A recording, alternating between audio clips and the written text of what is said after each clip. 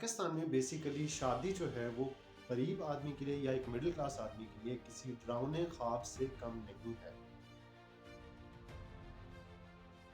کسی بھی ملک کے معاشرتی مسائل اور کسی بھی ملک کے جو معاشی مسائل ہیں یہ ہمیشہ کوہیرنٹ ہوتے ہیں۔ ہم یہ دیکھتے ہیں کہ ایک سوشو اکنامکلی کوئی ملک جو ہے، یہ ٹرم جو سوشو اور اکنامک استعمال ہوتی ہے، یہ معیشت اور معاشرت یہ دونوں کو ملا کے، یعنی سوسائٹی اور اکانومی دونوں کو ایک ساتھ دیکھتی ہے کہ دونوں کی سوسائٹی کے اکانومی پہ کیا افیکٹس آ رہے ہیں اور اکانومی کے سوسائٹی پہ کیا افیکٹس ہیں۔ اب یہاں پر ایک بات قابل غور ہے کہ پاکستان میں لوگوں کی زیادہ تر انکم، لوگوں کی جو سیونگ ہے، جو ان کی محنت کی کمائی ہے، وہ کس چیز پر سپینڈ ہوتی ہے۔ کسی بھی ملک کی ڈائریکشن کیا بن رہی ہے وہ اس بات پر ہائیلی ڈیپینڈ کرتا ہے۔ ریسنٹ ایئرز میں آئی ایم ایف کی طرف سے ہماری طرف جو ہمیں سہولیات دی جا رہی ہیں، جو ہمیں بار بار بیل آؤٹ دیا جا رہا ہے آئی ایم ایف کی طرف سے، اس کا ایک تعلق بہت بڑا ہمارے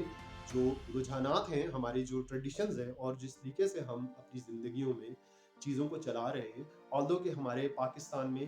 بہت بڑا ایک پاپولیشن کا پورشن ہے جس نے یہ چیزیں اب کرنا چھوڑ دی ہیں۔ ٹھیک ہے، لوگ اس میں سے پاکستان کی سوسائٹی کی جو اسٹیریو ٹائپس ہیں، لوگ اس میں سے باہر آنے کی کوشش کریں۔ میں ایسا کن اسٹیریو ٹائپس کی بات کر رہا ہوں؟ ہاں، میں آپ کی توجہ ان اسٹیریو ٹائپس کی طرف دلانا چاہ رہا ہوں جو کہ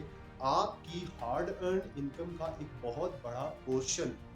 آپ سے لے لیتے ہیں۔ ایگزامپل ابھی ریسنٹلی ایک مثال اخبار میں دیکھنے کو ملی اور ایک خبر تھی، اس میں لکھا ہوا تھا کہ ایک غریب آدمی، ایک پور فارمر جس کے پاس ایک ڈھیلے کی بھی سیونگز نہیں تھی اور اس کے پاس کوئی بھی فکسڈ انکم اس کی نہیں آ رہی تھی،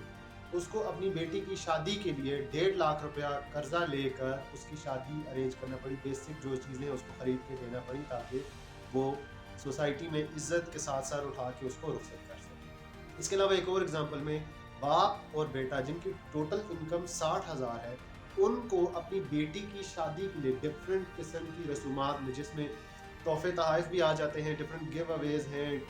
ٹھیک ہے، کس لوگوں کی دعوتیں ہیں، آنا جانا ہے، وٹ ایور جو بھی اس میں سارا کچھ جو ہماری سوسائٹی میں جو ٹریڈیشنلی انکلوڈڈ ہوتا ہے، ان سب کو پورا کرنے کے لیے آخر تک اس کی رخصتی تک، شادی کے تمام تر لازمات پورے ہونے تک ان کو 8 لاکھ روپے اسپینڈ کرنے پڑے۔ ذرا امیجن کریں 60,000 روپے منتھلی انکم ہے، ایک گھر کی فیملی کی منتھلی انکم ہے، اور اس کو اپنی بیٹی کی شادی کروانے کے لیے 8 لاکھ روپے اسپینڈ کرنے۔ اور جگہ پر یہ پڑھنے کو ملا کہ ایک انسان کو اپنے بیٹے کی شادی کروانے کے لیے یہ 15 لاکھ روپے اس کو ایکسپینسز بیئر کرنا پڑے، ٹھیک ہے، اس میں سے زیورات بنانے کے لیے، اس کا جو زیور اس نے بنایا اور جو باقی جو اخراجات پورے کیے اس کو یہ ایکسپینسز بیئر کرنا پڑے۔ سو کیا ہے کہ پاکستان میں جو شادی ہے نا، بچوں کی شادی، وہ ایک لوگوں کے لیے ڈراؤنا خواب بن گئی ہے، اور انٹرنیشنل کمیونٹی میں ہم بینکرپٹ بھی نظر آتے ہیں۔ آرڈنری کورس آف لائف میں زندگی کے ایک موڑ پر آ کر ہم میں سے ہر بندہ خود اپنی مرضی سے بینکرپٹ ہو جاتا ہے۔ تو یہ جو سارا کچھ چل رہا ہے یہ نارمل نہیں ہے۔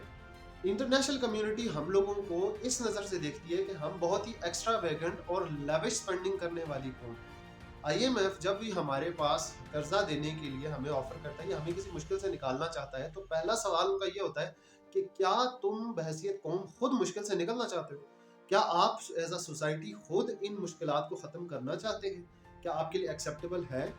ہاں، آپ نے شادی کو کنوین کرنا ہے، سجنے دجنے کے لیے زیورات جہاں پر آپ لاکھوں روپے کے گولڈ کے بناتے ہیں، آپ وہاں پر آرٹیفیشل بھی استعمال کر سکتے ہیں۔ ہماری سوسائٹی میں یہ کلچر، یہ اسٹیریو ٹائپس چینج نہیں ہو رہے۔ ہماری سوسائٹی میں یہ اسٹیریو ٹائپ مرد کے لیے چینج نہیں ہو رہا کہ مرد نے لازمی، اگر اس نے عورت کو شادی کر کے سیکیورٹی دینی ہے تو اس نے لازمی اس کو ایک